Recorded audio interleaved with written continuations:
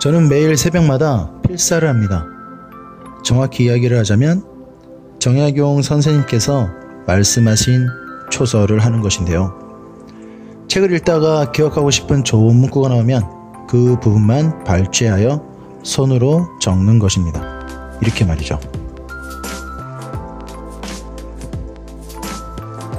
정약용 선생님께서는 이런 방법으로 독서를 글쓰기로 확장시켰는데 저에게 잘 맞는 방법인 것 같다 500일 넘게 지속적으로 하고 있는 저만의 습관 중 하나입니다.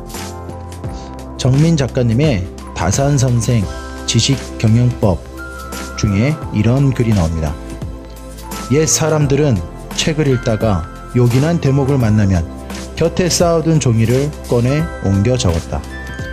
이렇게 적은 쪽지들이 상자 안에 잔뜩 쌓인다. 그러면 어느 날 계기를 마련하여 상자를 열고 그 안의 내용들을 하나하나 검토한다. 초록할 당시에 이미 주견이 서 있었기에 갈래별로 분류하는 것은 그다지 어려운 일이 아니었다. 아이들에게 물어보았습니다. 독서가 싫은 이유는 뭔가요? 가장 1순위가 아이러니하게도 독서록이었습니다.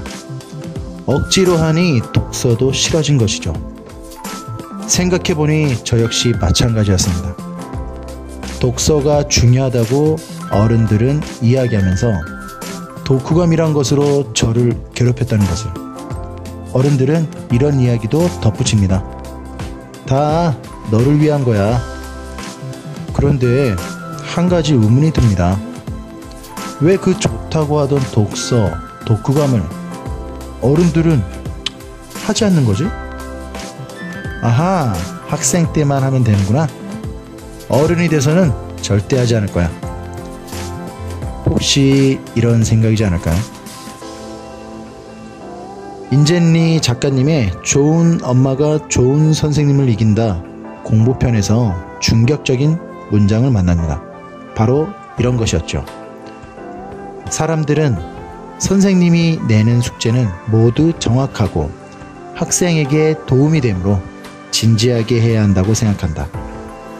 하지만 요즘 아이들이 하는 숙제 중에는 효과가 없는 것은 물론 이거니와 마이너스 효과까지 내는 것이 많다.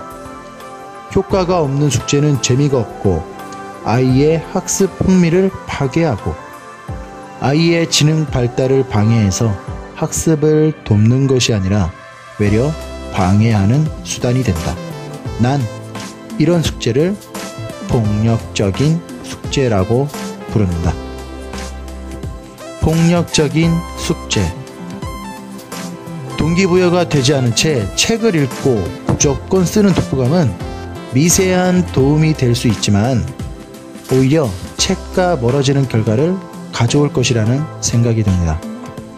이 책을 읽은 뒤로 저는 독후감 숙제를 내주지 않았습니다. 오히려 정약용 선생님처럼 책 속에 좋은 문구를 베끼는 행위로 독후감을 대체했습니다. 아이들은 저마다 다른 성향을 지녔기에 각자의 개성에 맞는 책을 고르고 인상 깊은 구절을 베끼기 시작합니다. 이것도 억지로 시키지 않습니다. 하지만 쓰면 좋다는 것을 지속적으로 동기부여를 해줍니다. 너희들이 하는 이 작은 행위를 통해 정약용 선생님, 신사임당, 세종대왕, 율곡이 등 수많은 위대한 사람들이 탄생되었어요. 책 속에서 좋은 구절을 만나서 그냥 베껴도 좋습니다. 이것도 훌륭한 독후감이 될 수 있거든요. 한 권의 책을 읽고 쓰는 독후감도 좋지만 책을 읽다가 좋은 구절을 만나면 잠시 책장을 덮고 받아 적어도 좋아요. 만약 좋은 구절을 못 찾았다 싶으면 적지 않아도 된다는 뜻입니다. 그 시간에 계속 책을 읽으면 되거든요. 다만 꾸준히 책을 읽고 꾸준히 기록해 보길 바라요. 어느 순간 책이 더 깊게 다가올 것이라고 선생님은 확신합니다. 여기 항아리가 있어요. 우리는 독서의 물방울을 채운다고 보면 됩니다. 얼마나 차 있는지 눈에 보이지도 않아요. 그래서 쉽게 포기하지요.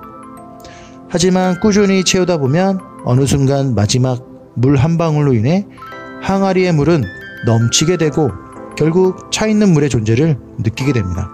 그것이 바로 임계점이 돌파하는 순간입니다.